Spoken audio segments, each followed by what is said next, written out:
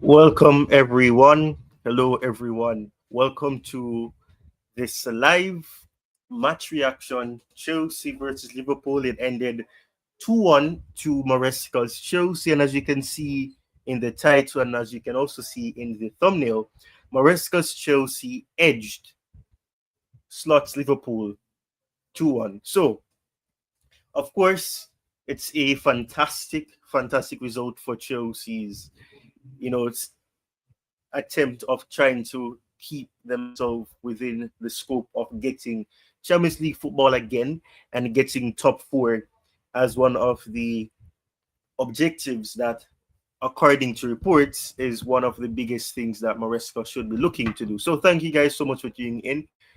Please do drop a like on the stream if you're enjoying your Saturday. I know for Chelsea fans, they'll be very ecstatic. They'll be very happy to know that Chelsea have done it. And of course, Estevão Willian, the player that is proving that he is a player for the big matches, that he can step up when the pressure is at its peak. And I'm so happy for him that he got his first Premier League goal for Chelsea. It's fantastic for him. Now, we know that the match was very, very interesting. It had a lot of dull moments. It had a lot of chances being created, especially on Chelsea's side. We're going to discuss all of that in this match reaction and discussion. But I'd be lying if I said that I am over the moon, because I'm not. I've never come onto this channel and pretended that I'm happy when I'm not. I am not going to pretend that I'm over the moon and that I was celebrating like a mad person when Estevão Willian scored. I wasn't. And persons who have talked to me, they will know why that is. But I believe that I should be a fair individual. And as a fair individual, I must say that Maresca proved me wrong in this match. I generally thought we were going to lose 4-0. When I saw that lineup, I said, you were losing 4-0. I said that. I'm not going to pretend like I was all joys and happiness and believed that the 11 was going to do the job. And when Liverpool scored, I said, yeah, not surprised. So when it was 1-1, and even when they had chances to make it 2-1, we had chances to make it 2-1, even 3-1, and all of that. That's just the case. But thank you guys for tuning in. 2 people are watching right now. Please drop a like if you haven't already. Smash the like button. Subscribe if you are new as well. Please do drop a like on the stream and please show some support to your boy here. I'm trying to get to 4,000 subscribers. I have been stuck at 3.8K for a good few weeks now. We can do way better than this. I'm sure we can probably get a bit more. Surely. Please share the stream. But yes, man, it's a good result for Chelsea. It really is a good result for Chelsea, and it's come at a time where Chelsea can assess the situation. It comes at a time where Chelsea have had many injury issues that would have spiked, any hope for a lot of fans that we get the win over Liverpool. Liverpool have not been in the greatest of form in the last 3 matches as well. They lost to Crystal Palace, they lost to Galatasaray by a 1-goal margin in each of those matches. So you can see that Liverpool are having a very rocky period right now. And I mean, it's a situation where, Arne Slot is going to have to be scratching his head. He can't be playing with his hair because he has none. So he has to be scratching his head, I should say. I'm all over the place. And as a result, we can expect to see during this period that Maresca is going to be taking the time. The international break is upon us. And as a result, we know that when it comes to results, we're going to have to be hoping for the best in terms of players that will be going out on duty. Malagusto got his first call up for France at this time. So we know that for this match, it's going to be interesting. During this period, I should say, this international break period, where the matches of the international break will take place, we will have to be hoping that the players that will indeed be going out, that they don't get injured, because we are having a massive injury issue. We have an injury crisis right now, it appears. Josh Achiang-Pong, one of the few centre-backs that we had left to choose from in this match, got injured. He had to be substituted. And it really is concerning. Chelsea are having an injury issue. I don't know what it is. I want to say it's poor planning. I don't want it to be negative because we've won. But it really does make you ask the question, what were these sporting directors doing?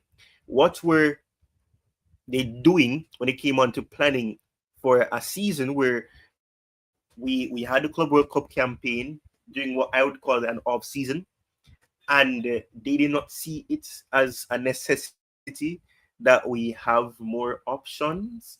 I know a lot of people are saying that, oh, but some of these players are not going to get to play. I don't believe in that nonsense. Football has evolved. I don't believe you should only have 4 centre-backs. That is nonsense. And the problem is we don't even have that right now at our exposure. We didn't even have 4 to begin with. Wesley Fofana is Bambi and Ice. Then of course we have options like Josh Achiang-Pong, who we kept. Then we have Chalaba. Badia Shield is an iffy player. Levi Cole got a massive injury before the window closed, the transfer market closed in the summer. We had the opportunity to sign centre backs and we did not. So we can only blame ourselves. We can't blame anybody else but ourselves. Big up to you, Blue Line Chelsea. We learned that our squad is very good. I don't know if I would say very good, but I would say that the squad is good enough to get a win over a Liverpool team that would not capitalize on their chances. The problem is not that we don't have good players. I wouldn't say very good because we had a lot of iffy moments as well, especially in the attack where we didn't know what to do. We would get to the final third and then not doing stuff. But I'm not going to jump all over the place. But big up to Blue Line Chelsea. Thank you for tuning in. But what I will say is this. Going back to what I was talking about with the centre-back area. I'm not going to stop talking about this. I don't want to be negative. I don't want to be pessimistic and all of that.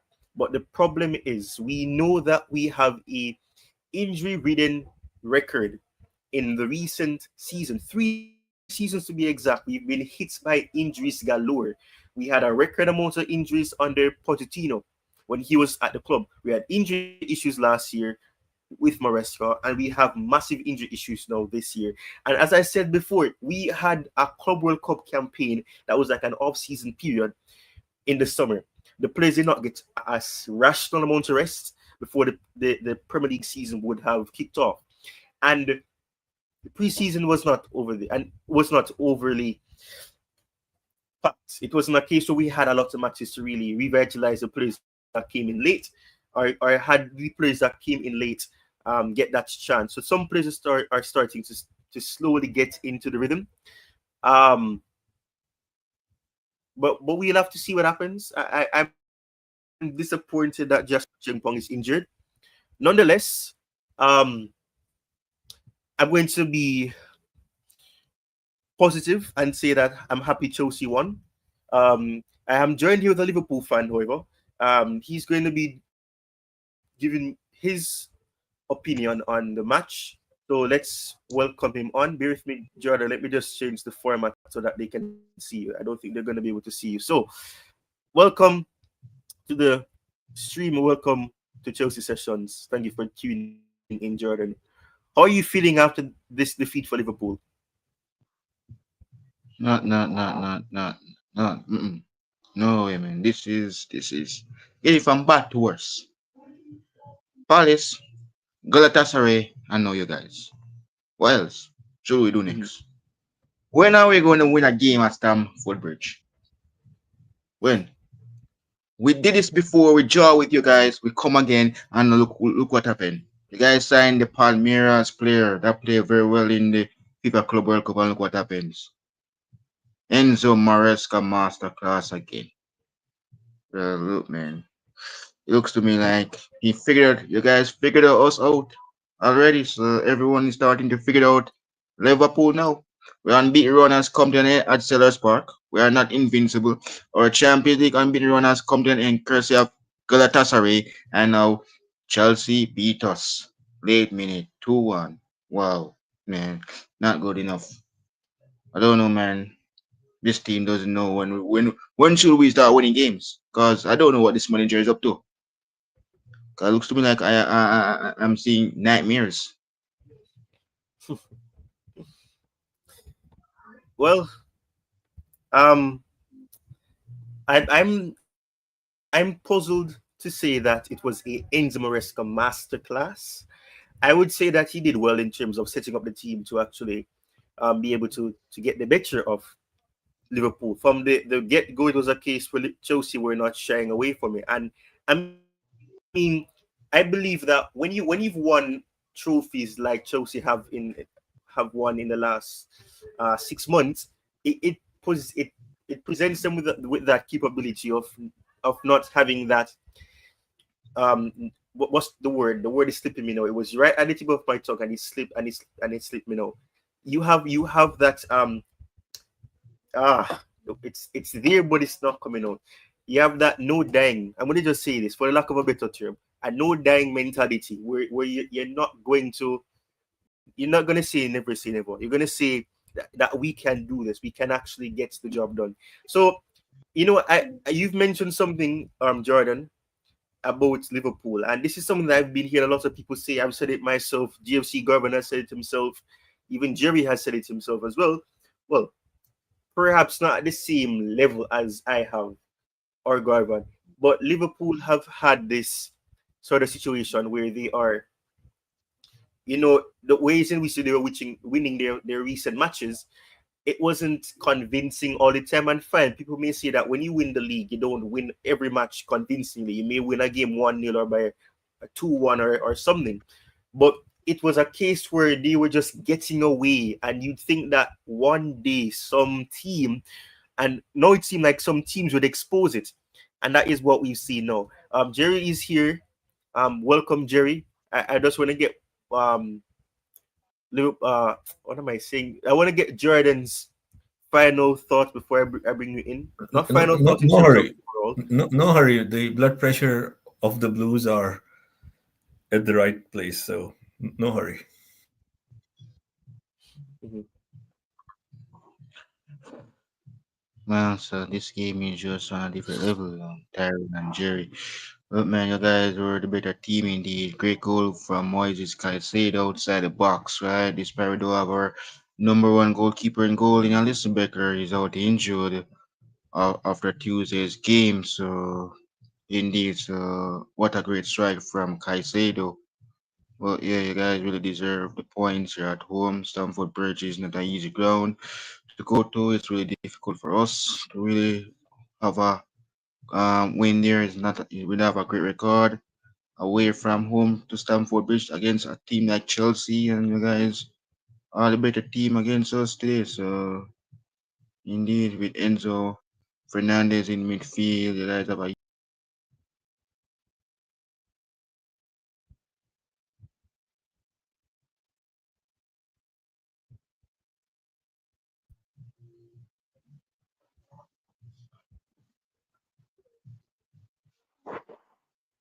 I don't know what happened a while ago. Are you guys hearing me? Oh yeah. Okay.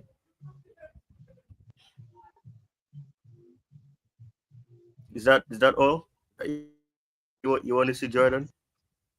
Well, yeah. Well, great goal from the Palmeiras goalkeeper. Player. I mean, my name is Tavio. Great, excellent player he is. So, despite the guy don't have Cole Palmer in this game, they came out victorious, and we don't know, man. We don't know why we're taking off McAllister for Water or Endo. If we are chasing for a goal away from home, we don't need to take off McAllister in there. I don't know why we don't even take off Salah in there because Salah is a prat, a biggest prat on the field. Mm. And Isaac, I don't know, man. He should have been staying on it. Yeah, I know Yuko Ekitiki came on, but Salah should have been the one to be taken off the field because he's not doing crap on the field for us. And we lost that game because of his fault.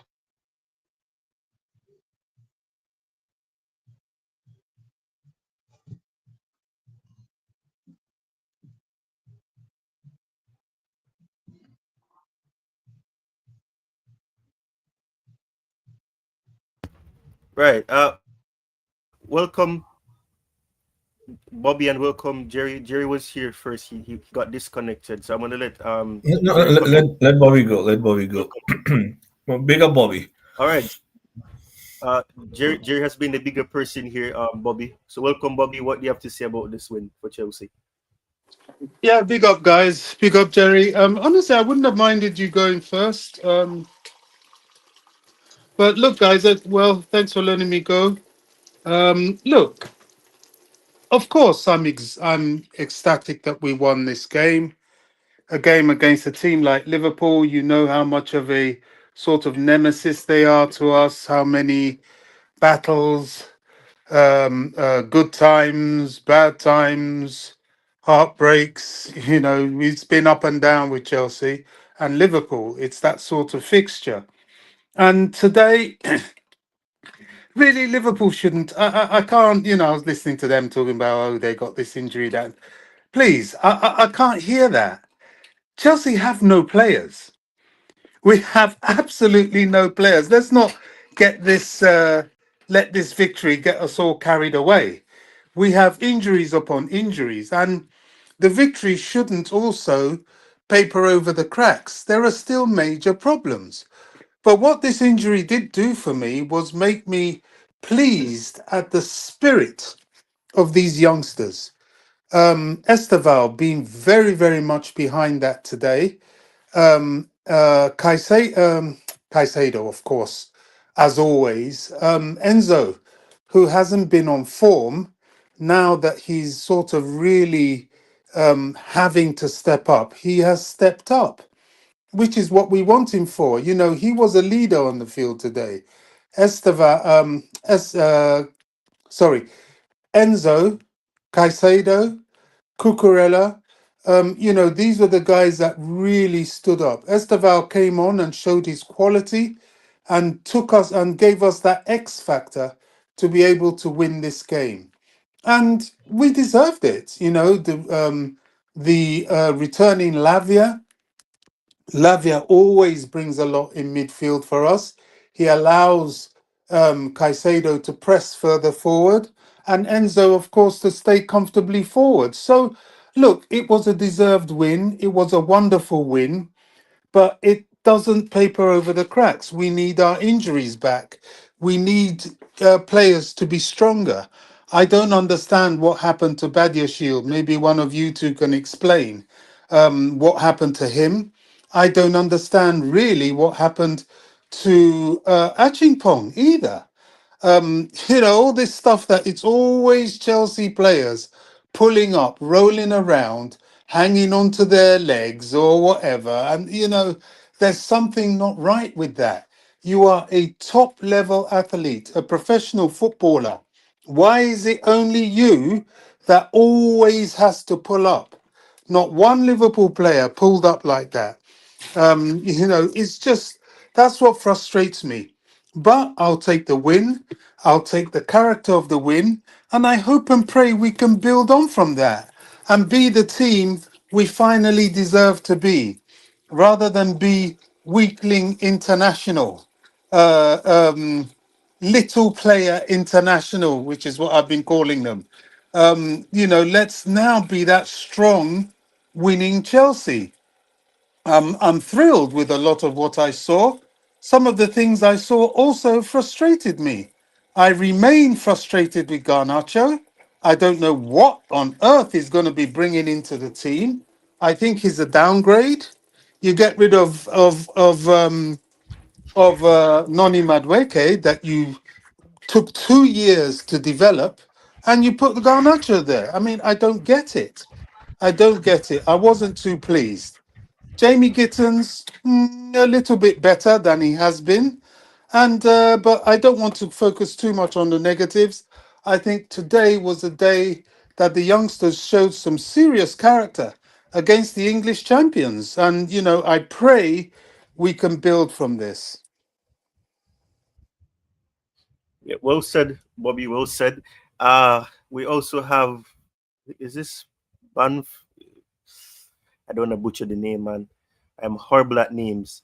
Uh, but we're joined here with, okay, my screen is frozen now. I don't know what's going on with my screen. Bamfodino. I hope that's how it goes. Jerry, you were here before Bumpadino. But welcome, Bumpadino. I think this is the first time you've been on the channel as well. So welcome and thank you for tuning in as well. But Jerry, what do you have to say about the win before I let Bumpadino come in? Yeah, so since you have a new panelist, so I'll be short.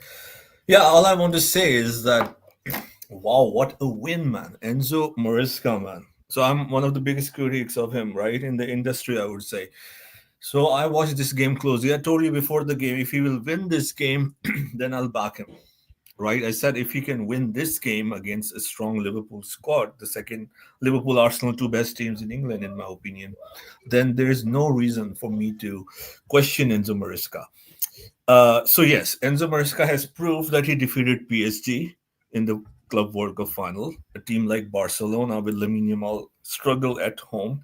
Enzo Maresca has defeated Arne Slot twice, right? He has defeated Jose Mourinho, and he has competed with Arsenal in the games that we have seen. Of course, with Manchester United, red card was another story and awful decision with substitution. Having said all of that, of course, man of logic, cannot be very super against and critical of Enzo Maresca and be his biggest fan. But what is my observation over here? Enzo Maresca is a great student of the game and a great tactician, in my opinion. But the problem over here is it still remains. Although, like, I'm becoming his fan after this win, but the question is of consistency. The question is against teams that are in lower half or not in the top 8, against low blocks. We have this performance, and I still have the doubt or all those questions or the doubts that after the international break we may be inconsistent again. So Enzo Maresca has shown that he can do it. But when we speak behind the scene, that in the English Premier League or any league over 38 games or 9 months, you have to be consistent. This is the question that remains on Enzo Maresca. He can have one of the best game plans in a particular cup final or in a Champions League game, Club World Cup, FA Cup, or in an English Premier League certain game, XYZ, against certain opponents. But then again, where we will stand in May won't be decided on this game. What about the game against Fulham and Brentford and Brighton? So he can do it. He understands the game. He studies it very well. Today he got it absolutely right, winning the midfield, pressing them, not letting them, winning most of the 50-50s and going, try to press them, right? And that's what I discussed with you, that this is the only way we can do that. And the more the game went on, the Liverpool, they started with having a lot of possession, but then they knew that Chelsea are growing in the game. They are controlling the midfield, the zonal play, the positional play. So everything was spot on. It was like a very well rehearsed team. Of course, not everything was perfect, but it was better than I'm sure we all expected. But where is this performance before, or where will this performance be? Because I doubt that we will have this performance every week. The other thing is that it showed that I've been saying that the squad is really good. Of course, we are injury hit at this moment, but a lot of people give Enzo Maresca the pass that the squad is not good enough. I think this is a fantastic squad, one of the best squads in England. Of course, we can say that we don't have the depth, or we don't have the replacement of Levy Colville or certain players. But if we be honest, if we have analyzed many times, this squad is brilliant, it's fantastic. It has to do with the manager. So I think Enzo Maresca has been underperforming if we take out the Club World Cup with this team. But he has all the attributes. So it has given me a lot of hope. But I remain skeptical, Tyrone, and the Chelsea fans, that if Enzo Maresca can be consistent moving forward.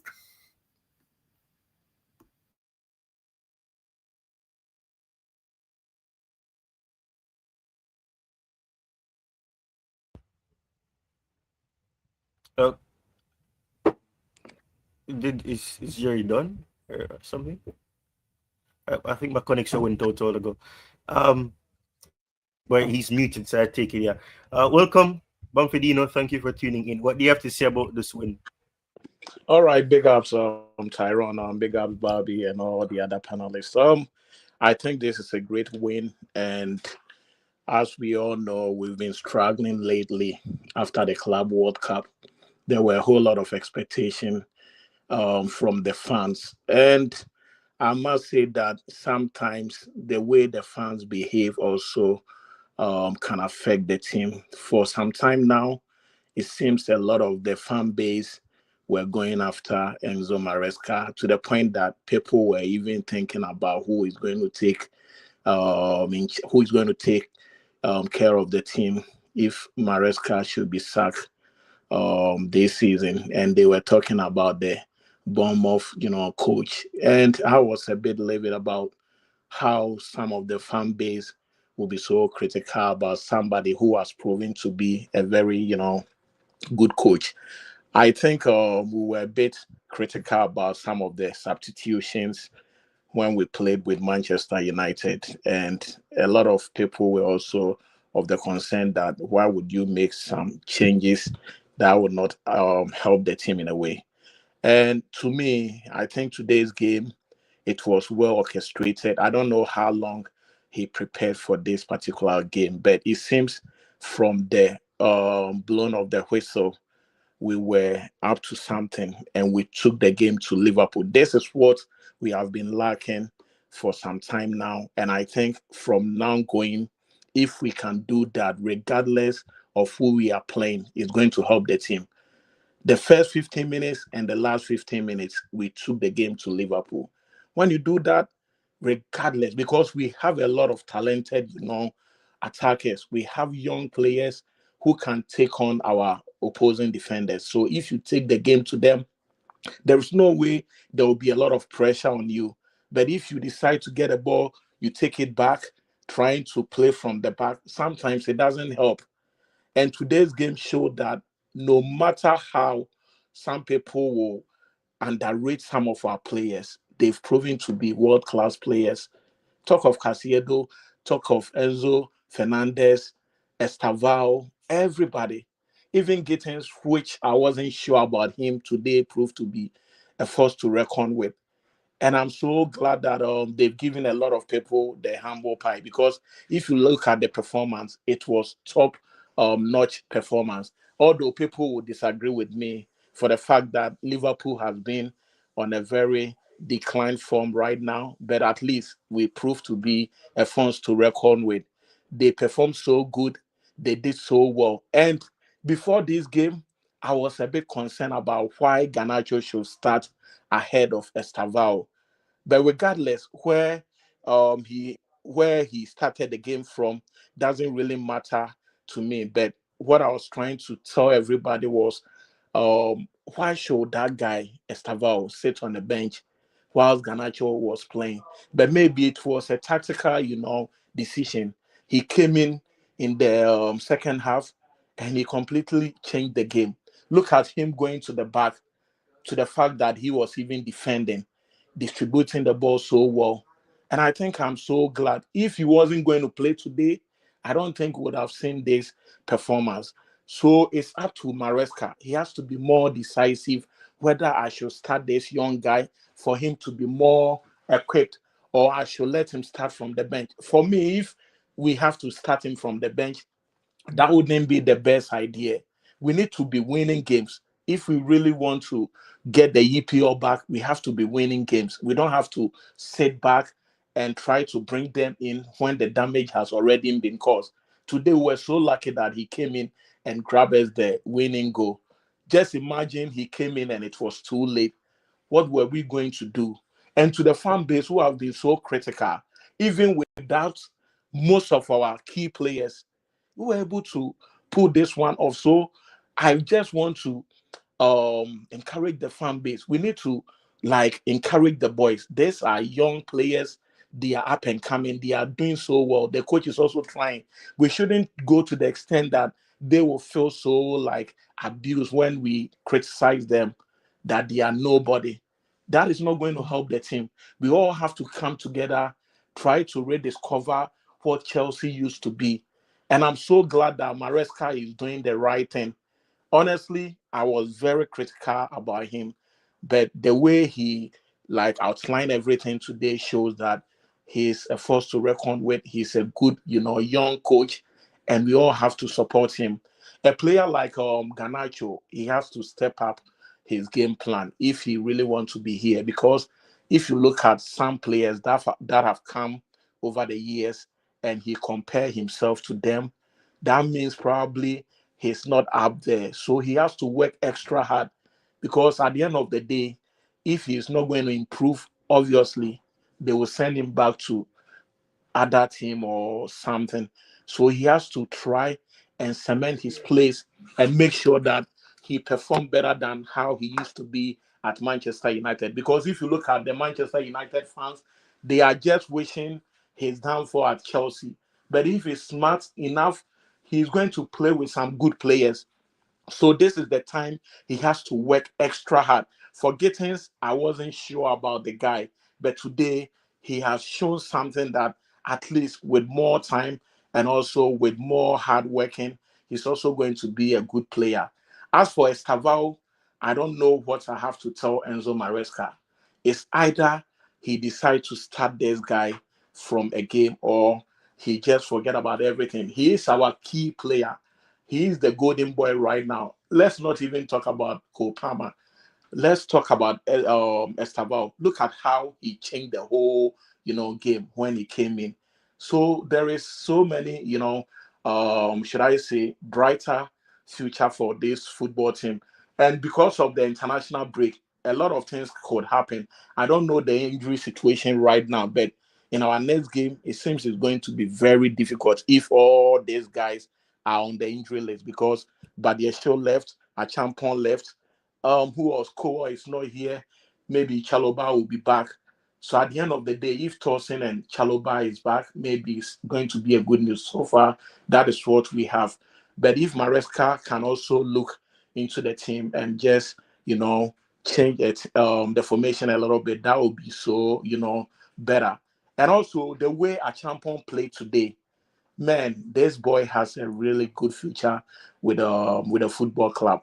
That is the reason why I feel like they have to go to the academy and look around. Probably we can get somebody who can also solve our scoring problem. Because if a champion at his age is playing like that, obviously there are better players out there in the academy who can come in and also solve some of our problems. Because I know we have some fantastic young players out there. So it's up to Enzo Maresca to go out there and make sure that he can just, work them and see who is right for the senior team. Because if a champion has put up such a good performance against Crystal Palace, he proved that he is ready for the first team. Today, he has also proven that he's ready at any time. And I think he was more efficient, and the way he played, he really did well. So I must say that today's performance has proven that we have a very great future. And for the fan base, they need to tone down. That is what I always tell people. We have to tone down because this guy, Maresca, got us the Conference League, got us the Club World Cup. People are still trying to say that the Club World Cup is nothing. This was a competition that paraded one of the best teams from all over the continent. And after winning, if you feel like that wasn't enough, then I think you are not a real Chelsea supporter. We need to tone down. We need to support the guys. They are so young. Sometimes they will make a lot of mistakes. The way everybody is happy right now, we also have to support them when the team is down. That is all I can tell the fan base because sometimes they listen to the fan base and they make a lot of decisions that is not, helpful at all. Somebody like Madueke could have been here, but I don't know what went wrong, and we decided to take the guy to us now. And now we brought in, Ganacho as his replacement. Whether Ganacho or Gittins, I don't know which one replaced Madueke. Maybe Madueke would have been a very good player at Chelsea, but the fan base were all over him. And I think sometimes we have to behave like real fans. We don't have to decide some of their futures and everything. Because let's not forget, all these guys are on social media, including the sporting directors and everybody. So whatever you guys are saying out there, it can also affect their decision making, and the team will never look better. But for us, winning this game is very crucial, and I believe they can do a lot to, amend their performance, and we are going to see a very brighter future. Okay. All right. So you said quite a lot, and a lot of it has volume. And it's a very good thing to mention about the fact of, looking at what used to be the case where we had players who, social media would not have played a crucial part in what um they would think about. It's not the case now. Of course, we know that when Chelsea won leagues and all of that, it wasn't like that. They had the mindset and the mentality. And before you came on as well, I did speak about it. Bobby did touch on it as well about the fact that winning the trophies that we've won. And yes, I sometimes struggle with actually giving accreditation for winning those trophies because yes, it's you have to win what's right in front of you, and if you don't win it, then of course it's even more embarrassing. But what I will have to say is that winning those trophies, the players that actually took part in that competition, being the Club World Cup or even the Conference League, were still here or would have been a part of that winning squad, albeit not playing consistently, is a situation where they would have, developed that no, not dying mentality, where they will do their best, they'll try hard, they will not give up. And we've seen something different from what we saw last year. I remember last season where we had the situation where we were not being able to, keep our heads held high. A lot of the times the players' head would drop. And of course, there's been glimpses here and there this season, but of course it's been a fluctuation. As Jerry mentioned, I think consistency is important. And I think winning this match is a very good thing. But as not just Jerry, but as Bobby also said, we don't want it to be overshadowing, or we don't want it to cover the cracks, because there are still a lot of things that need to be improved upon. We could have quite easily have bottled this match as well, so we can't pretend as if we were leading on all cylinders and firing on all cylinders from start to finish, because that was not actually the case. But we have to be happy about the win, or at least we can be, because at the end of the day, it's something positive. I don't know if you want to add anything, Bobby or Jerry, but that's my 2 cents. And thank you, Bumfordino, for coming in and giving your in-depth thoughts on everything. Yeah, I mean, it's really interesting hearing how other fans uh, uh, uh, view um, what's happened today. Um, I'm of a slightly different opinion. I know that football, as simple as it is, it's complicated. Um, Especially in the forward line, you can't start players always. You have to have strength in depth. You have to sometimes have someone to bring on that will make a difference, which is what Estevao did for us today. Sometimes he will start, sometimes he will not start. I think tactically that is the right thing to do. It was a good performance. I think the greatest thing we can take. What's he got? Okay, they were talking about the injuries. Now, the greatest thing I picked up from this game is the character and the talent. We do have the talent. I mean, I was even noticing how Hato played, because Hato hasn't had the best of games since he's come to Chelsea and shown himself. Yes, he's 19. Yes, he has to get used to the league, so he has a lot of mitigating excuses. But I was quite impressed with him when he came on today. He bullied a lot. He came forward when he needed to. Um, he showed some qualities. So that gives me a lot of hope. You know, these kids, and they are kids, can and will get better. Trouble is, though, you know, you're at Chelsea Football Club. There is no big team in the world that will tolerate losing games like this or go years without big trophies. You try that at Real Madrid and see what happens to you. Even Liverpool, you see, after losing today, they're already attacking players. You know, it's going to happen. I think the Chelsea fan base relatively have been quite patient. It's been 3 years. We now have come to a point where results matter a lot more than the development project. That's very true. Um, Jordan, a Liverpool fan, has rejoined, and if you want to say something, Jay, you can go ahead. But but No, interesting Jordan, discussion from who's a the Liverpool fan, is panelists. here. I think you said joined for the first time. Very good points. The only thing, with all due respect, I disagree with everything you said, sir.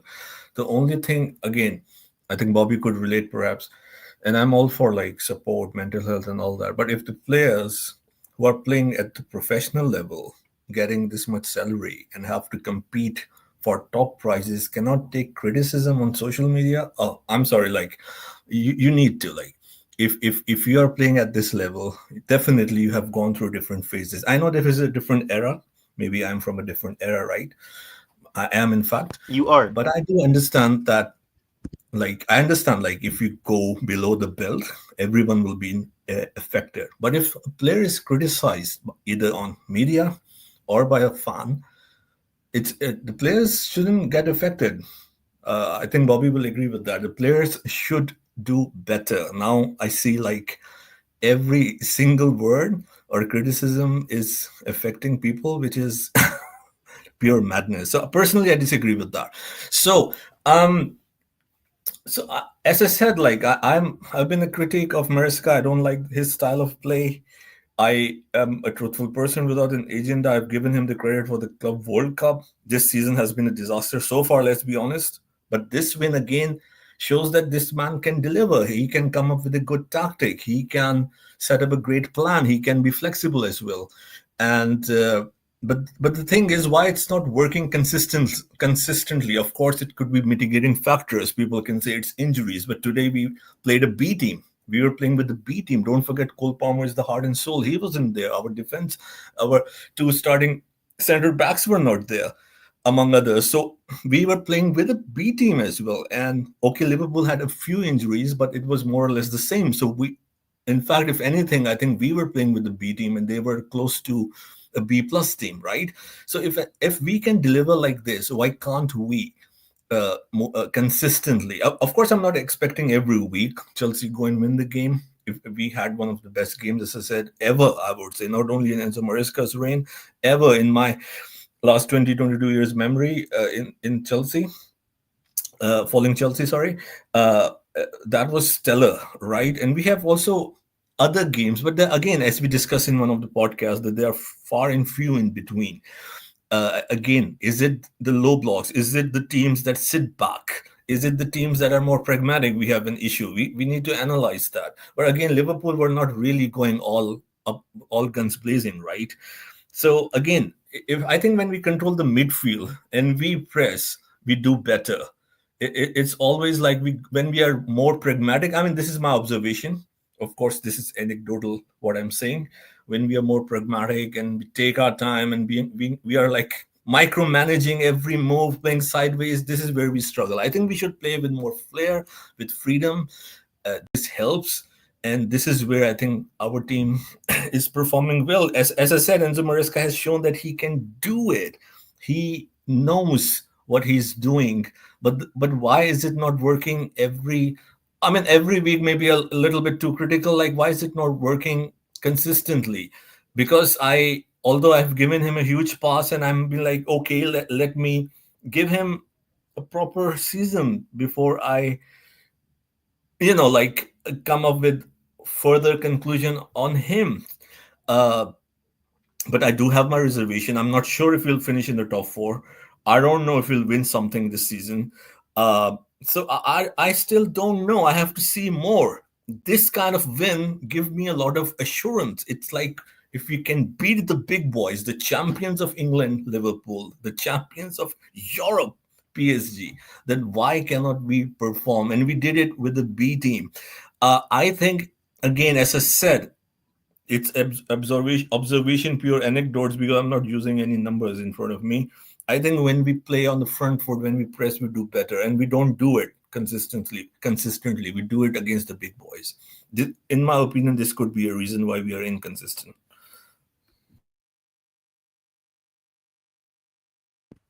Okay, we have two Bobbies here. But yeah, I mean, I suppose we'll agree to disagree, Jerry, because I understand what you're saying, but we can't look at it, because I mean, the thing is, and this is the fascinating thing. Obviously, I'm on the younger side, but at the same time, I'm aware of the way in which football once was before social media was a massive thing. And I'm not necessarily a big social media person. I use social media for the sake of communicating with people, and that's about it. So I don't really devote hours upon hours on social media. And recently that's been even less for me. But the truth is, we have to understand that what once was the case is no longer the case. We can be okay with it and say that fine. We don't, if players in the past can do it, and if you are earning this amount of money, but that is one of the things that I believe is a big issue with the way that fans perceive things.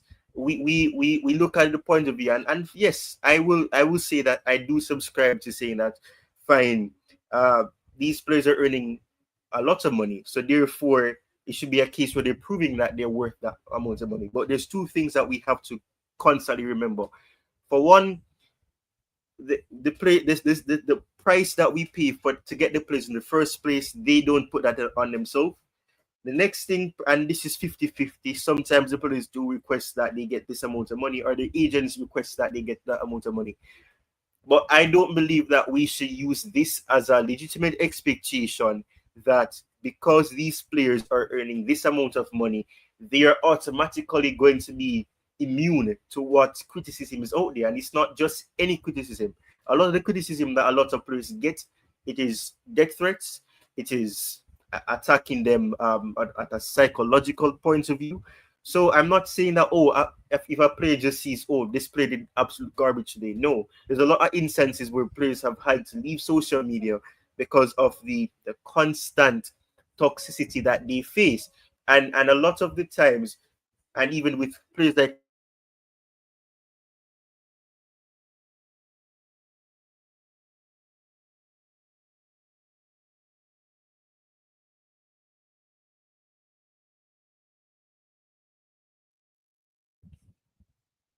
my connection went out all ago. But what I'm saying is that when Cucurella actually started out initially, he had his struggles.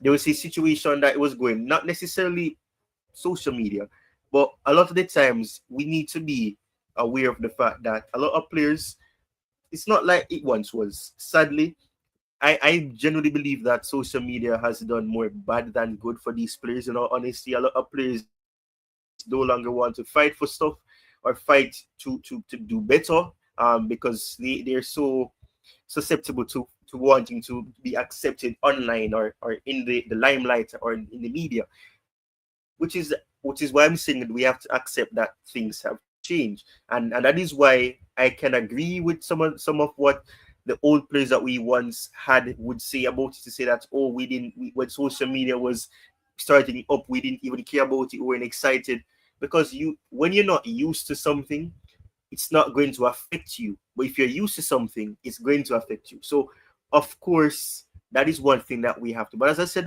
we have to agree to disagree. And I understand what you're saying, and I do agree with you in terms of, I don't think social media should be such a um, defining factor in what players are going to perform, or at the level in which they perform at. But that is just the reality, and we have to accept that that is the reality. We can't say that it shouldn't be the case when it is already the case.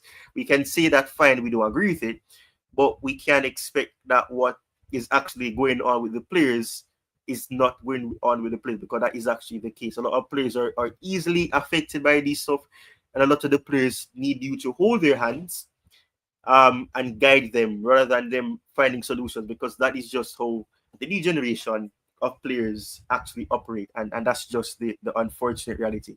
And I know I could be wrong. That's just my opinion, and I'm okay with you disagreeing. But as I said, I agree to disagree nonetheless. I don't know if Bobby wants to say anything or if you wanna respond, Jerry, but that's just what I think. No, I mean it's an interesting conversation. I agree with you what you're saying, that this is how it is, and I understand that. I acknowledge that. I identify that.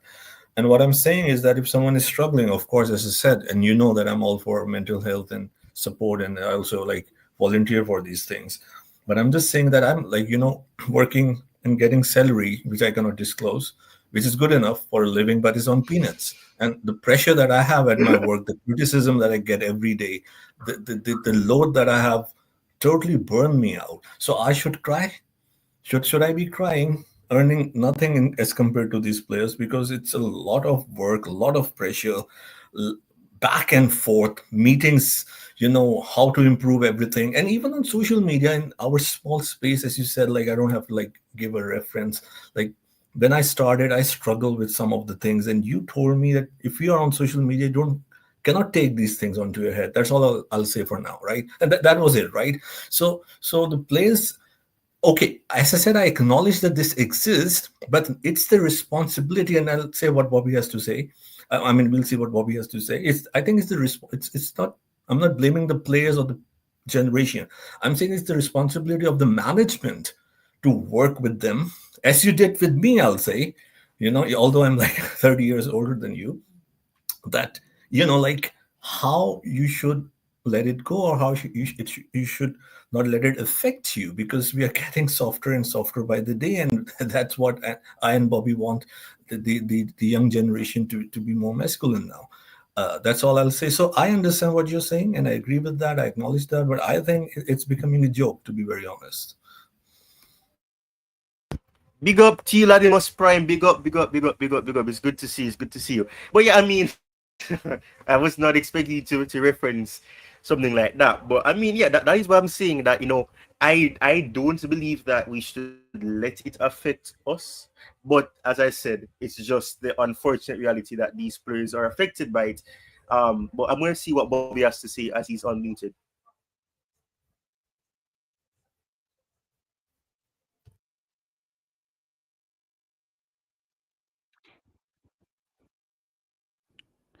Yeah, I absolutely agree. Um, I think we've gone into a period in society. We have allowed the feminization of society to disrupt everything. Resilience in sport, resilience in life, resilience and being able to cope with the high rewards, sort of feminine in the way we look at things in that we expect high rewards with we tend to just break down. Football at this level is a very, very highly criticized sport. Why? Because of the emotions behind it, and also the fact that these players are not paid peanuts. Now, you may say, oh, they're paid money, all this money, but it doesn't take away the fact that they're human beings with feelings. That's very true. But to whom much is given, much is expected. And part of their discussion should be the fact that, hey, look, you're now at Chelsea, you're now at Bayern Munich. You are at the top echelons of the professional game. You are being watched by millions of people around the world. You're being followed by a almost fanatical fan base of people who basically um, um, are so emotionally connected to your success that whenever anything happens, you're going to face a backlash. Now, you have two ways of dealing with that backlash. Either you stay on your social media platforms or whatever, but you just ignore the barrage of attacks that will come every time you underperform, or you switch off it. But you have to be able to take the rough with the smooth. You cannot expect everybody to be, oh, I can't say this to you in case I hurt your feelings. Unfortunately, what life doesn't work like that. I now there's insults and there's attacks. Some people come on and they say all sorts of things to these players, start to attack their families and all that. I think that's just excessive. That's just stupid. But sadly, that comes with the territory as well.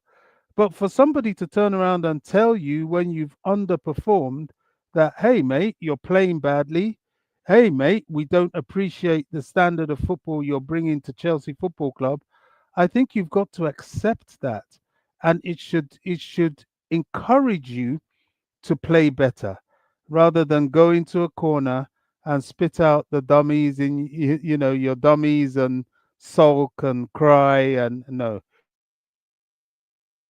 that's not the person. That's not a winning personality. Messi, Ronaldo, people that train 24/7, they're so focused on their game that they couldn't give a rat's ass what you say about them. They are their own worst critics. You go further back to the Maradonas of this world, the Pelés of this world. I mean, these were people that were so focused on their craft. Sadly, for the likes of Maradona, he fell into the wrong crowd and took to some illicit drug taking and things like that. But that was much, much later in his career when he was really over and done. But he was just trying to relive his younger days. So, look, we can't be too enamored by the feelings of these players. And, if they are players that can't deal with it, they really shouldn't be playing at this level. I mean, we agree on that aspect. However, though, I've always however, though, if yeah, I may, go on. if I may just add and conclude, I have to say that as human beings, there comes a point where it can be too much. I know I may be talking back on myself, but there must be reason. I think some people they get so used to insulting players that whenever the player actually does well, they continue with the barrage of abuse and insults and so on. That I'm against. I think then that becomes outside the realms of just disappointment in a performance, and it becomes a personal attack.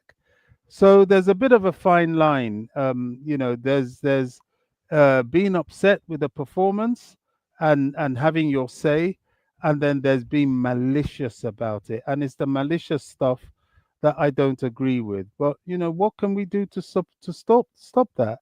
That will always happen as well. Sorry, I had to continue there. And it's a good thing to add too. And that is, and I mean, personally, I think we agree.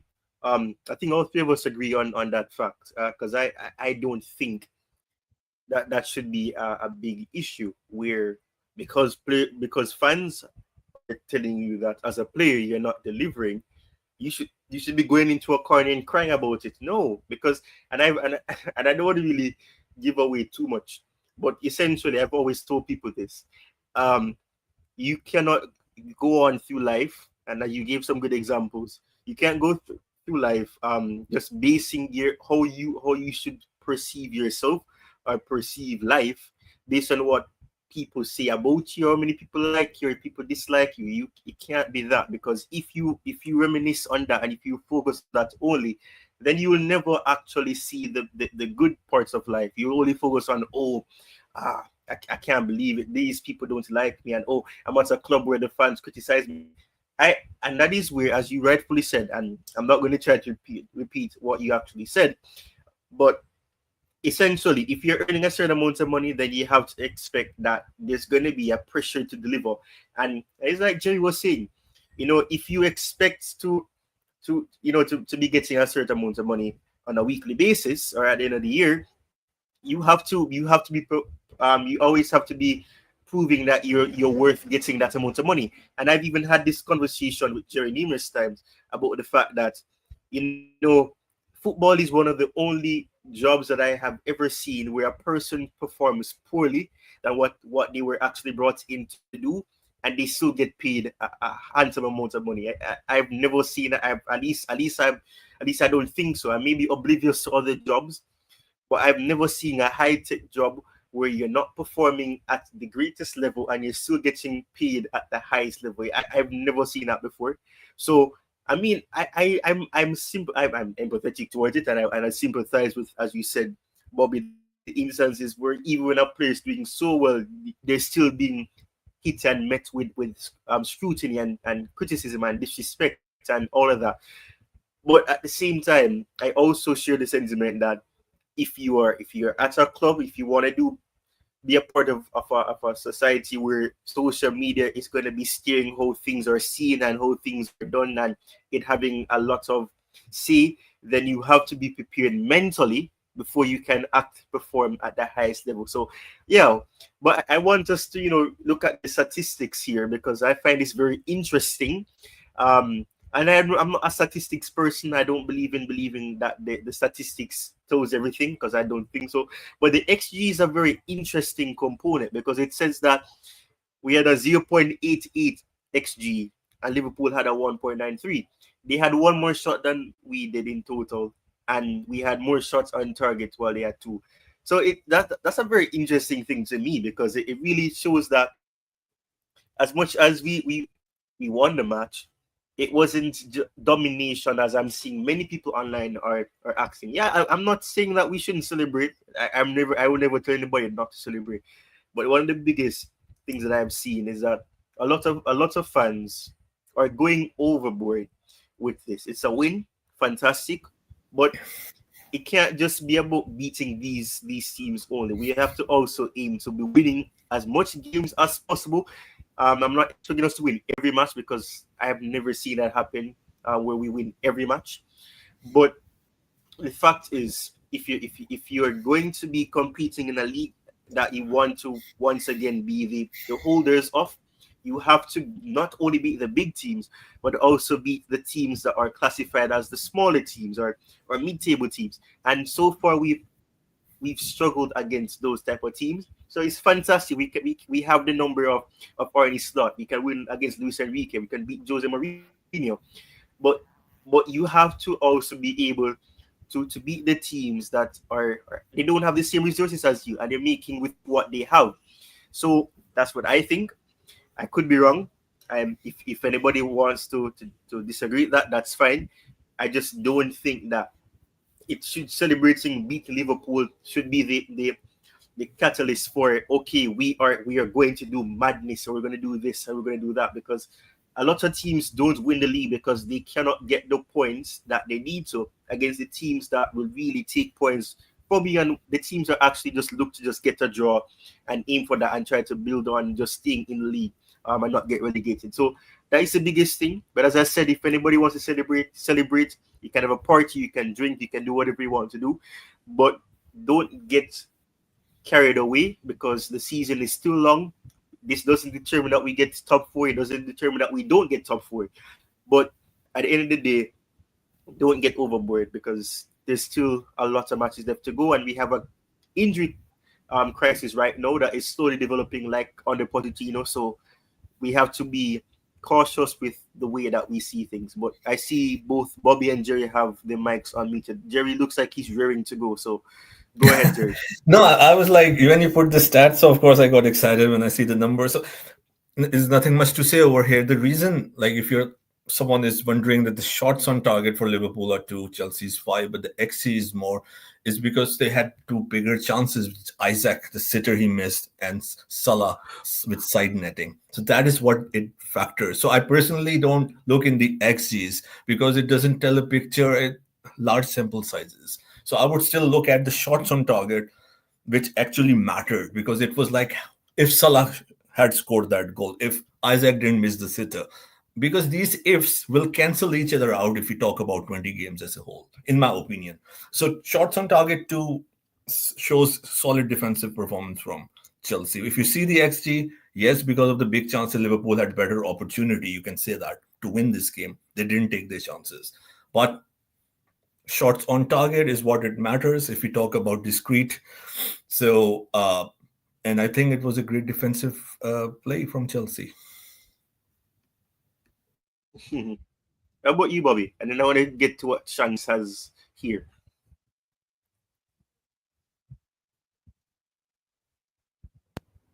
Sorry, what was that? I can't actually see the screen. So what are we looking at? Okay. Right. It's essentially the statistics saying that, okay, we the XG was more on Liverpool's side, and you know, the shots on target we had more, but they had more total shots. Well, it says it's even, but I don't know. This, it depends on what you use.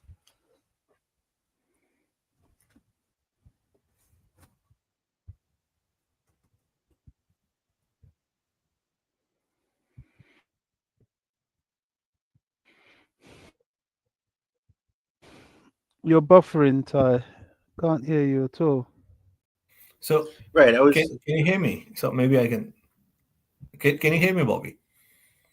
I can hear you now. Yeah. Yeah, so Yeah, I can basically, hear you because you cannot read it, so for like if sure. I I can can hear break you. it down, the shots on target for Liverpool were 2, and for Chelsea were 6. Yeah. However, the XG for Liverpool was 1.74, and Chelsea was less 0.88. So what I said in my analysis, that of course the XG was higher for Liverpool because they had 2 better opportunities which they could have scored, especially the Isaac goal at the end of the first half, which he missed, and Salah's opportunity when he side netted. So I said I personally don't look at XGs because if we expand and have a larger sample size, 20, 30 games, Okay, then it because probably cancel it out.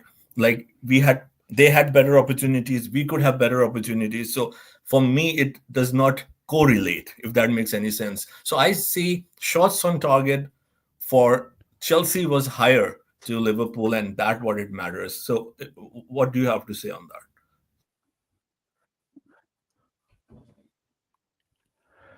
yeah, I mean, stats are subjective and can be interpreted, in any way you want, really.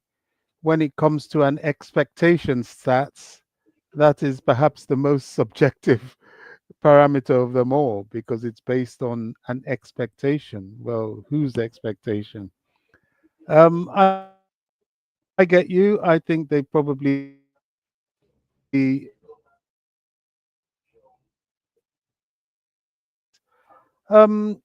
what does it matter? I always say I'd rather the 3 points on the board because I heard Ty say before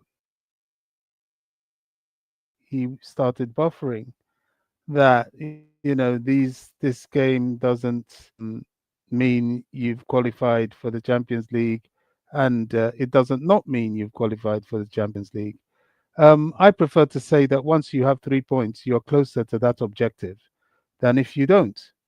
The 6 points that we dropped foolishly pushes you away from that objective. The table never lies.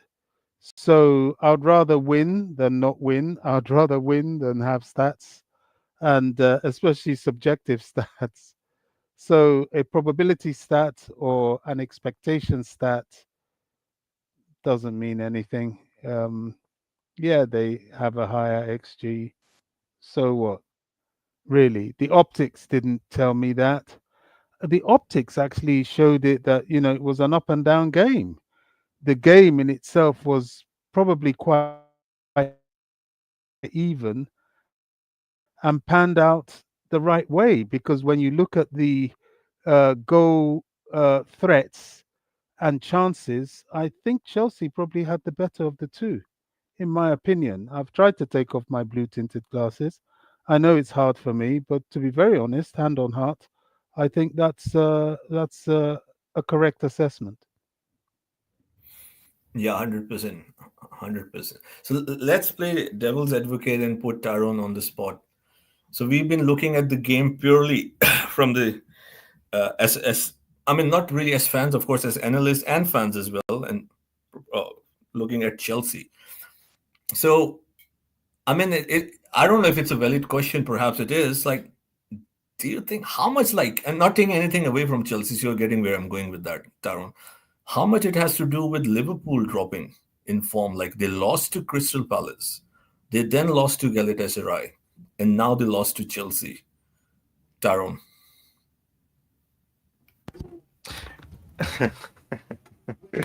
I see what you're trying to do, and I'm not going to let you trap me in that situation. But what I will say is this. And I mentioned this early in the stream as well. One of the biggest issues is that Liverpool for years have been very codependent or dependent on a particular player, and that is Mohamed Salah. Salah missed a vital chance. A lot of the times they kept trying to find him, They had and then they had instances. Cody Gakpo of course scored the one goal that they end up getting, but you realize that it's a case where they're so dependent, and it's so ironic because Chelsea's like that at times, where they're so codependent on these players that when those players don't score, you realize that the team as a unit it struggles, or they struggle overall. And as I said earlier in the stream, one of the biggest things I've noticed with Liverpool is the fact that they have not had a very flying start, and that is why personally, when I thought about predictions for who's going to win the league, I did not say Liverpool were going to retain it, because I don't see them retaining it. Last season, particularly, was a case where they fell short in many games, and they had nobody to catch up to them, and that is why. And I don't want to repeating what many people have said before me, but what that is why with City ended up winning a lot of the leagues, because they don't know how to be in a title challenge. Arsenal have been pushing and trying and pushing and trying, and there's no certainty that they'll win it this year.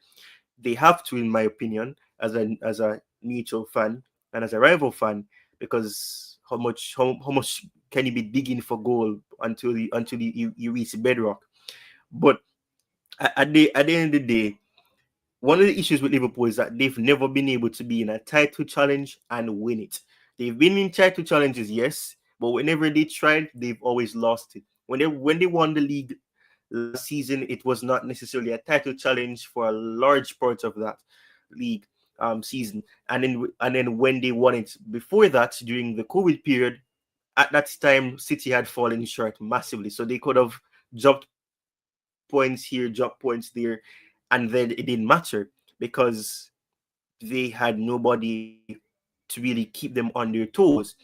And that is what I'm going to still maintain by. They don't know how to do that. And the fact that it's Salah or not Salah, and they've not been able to find a solution. They've had instances where they probably scored goals since McAllister's coming and Cody Gakpo and all of that. But it's become so dependent that it has to be somebody that saves them. Rest in peace to Diogo Jota, but Jota was even the one that had to do the job for them. It has to be an individual that does it for them. They're not a team. They're just players that are in a team, but the team cannot operate without having somebody that has that hero complex or is the hero for them. And a lot of the time that they've actually tried to win the league, it has been Salah. Initially, it was Firmino and Sadio Mane. Those two have left, and it's now Salah. And they're trying to find that same pattern again, where they've gotten Isak, who's also adapting to playing with them as well. Ekitiki, who is still very immature, and all of that. So, in my opinion, and this is going to be subjective, I've always admitted that some things that I have to say subjective because there's no facts behind it. There's nothing to really factually back it up. It's based on the optics, the observation that I have seen, and I think is the case. I could be wrong, The but like I eye said, test. The eye test, or right? the eye test. So the eye test gives me that impression because the pattern remains the same, that it's Salah.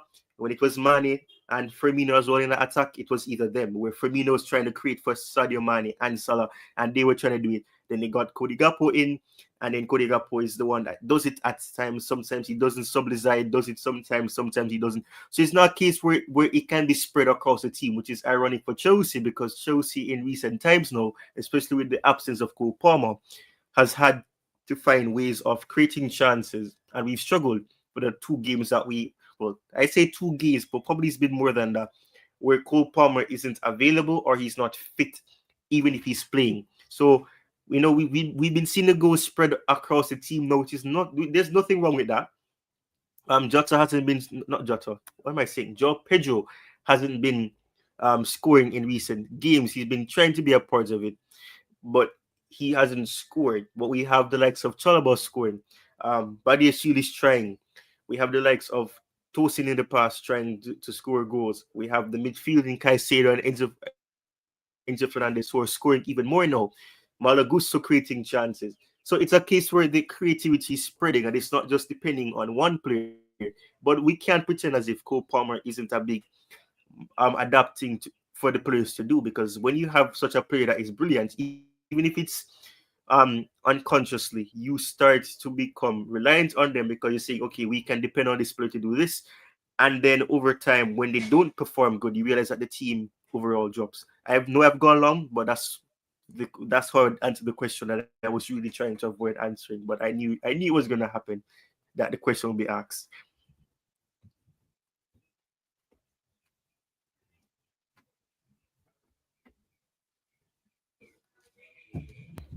Um, I have a another take.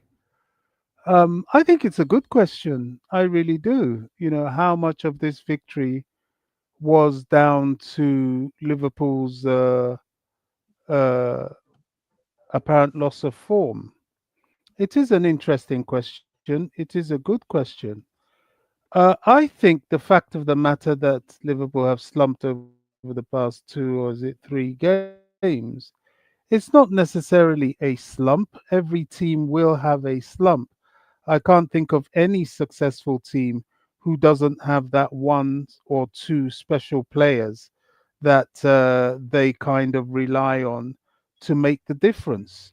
It has to happen. I can't think of one team that hasn't had that. Is it the great Barcelona? You talk of people like Messi, Iniesta, Xavi. I mean, these were difference makers. So it's going to happen. And Liverpool will be no different.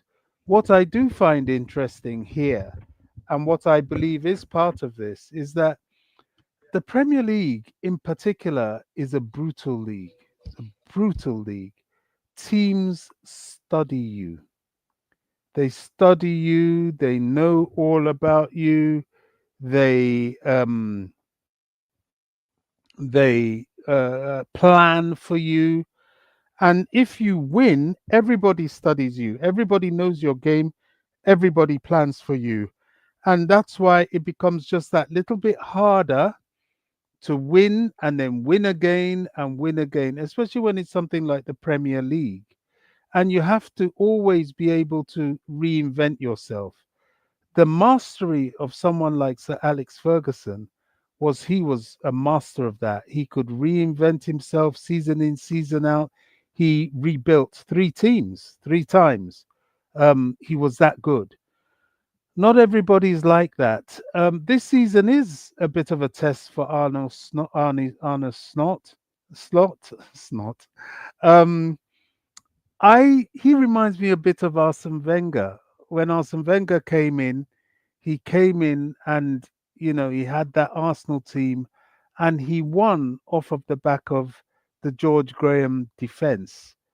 And then he took that blueprint and added people like Sol Campbell and so on, and then went further. After a while, when that momentum fizzled out, he then went through a period of just having almost mediocre teams that managed to maintain themselves in the top four. Arnold Slot won with, let's face it, Jurgen Klopp's team, a seasoned, well rehearsed, well prepared team that he came in and just injected a slightly different idea, and the rest was history. Some of that team has left. A lot have now been his purchases for this season. They're finding their way in. His personality is having to come to the fore, and people know how Liverpool play just that little bit better. So it's a test for him. It's not going to be easy. It's going to be interesting how he copes with that test. And it just goes to show that the consistency of being at the top is a very, very difficult thing to do. I mean, even the great Pep Guardiola, his Man City players, they aged, they left, and now he's having to rebuild again. He's doing a good job, but you can see it's taking even him time. So I think that's the main reason for the sort of slump in Liverpool at the moment.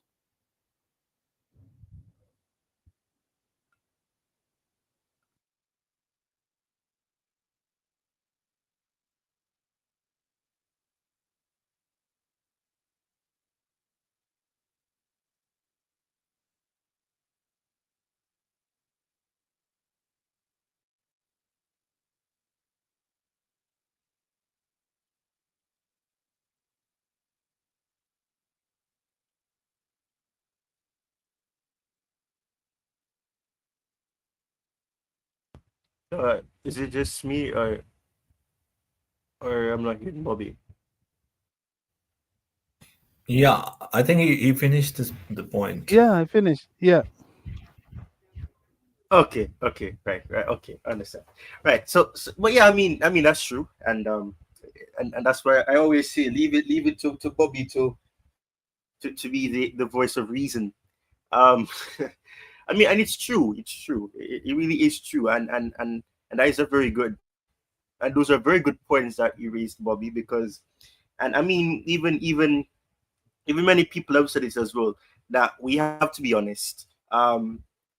Last season it was Klopp's squad, or a squad that Klopp would have, not inherited, but you'd have inherited Klopp's squad, and as a result, a lot of those players that, or some of those players who actually were there last year, have sadly left for different circumstances. So of course he's having to to make a claim for himself by creating a squad, or replacing some of those players that have left, and it's going to be an uphill battle. And of course, the point about the fact that, when you're winning, teams will actually assess how they can beat you, and that is why I think that a lot of these managers that we see that are at mid-table teams, they play so pragmatic, so that it's not predictable to plan against them, because they, and because they know that they are the underdog, underdogs, the pressure is not on them to deliver, so they can try everything and try.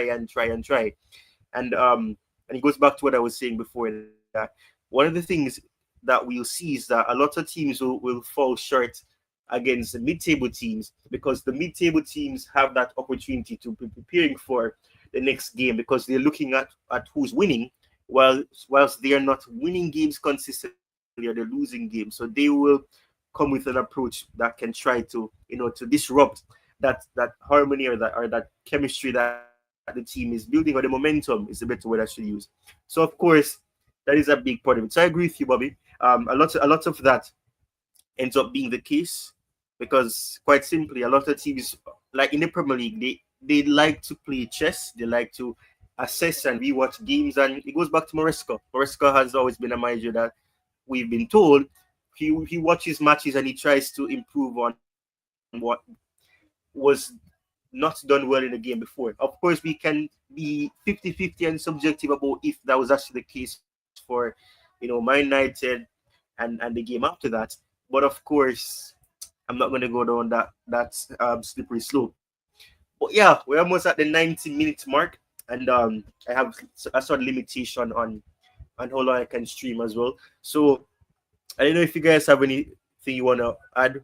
If not, I can round off. But if you do, we can just hear those final thoughts, and then we can wrap up after that.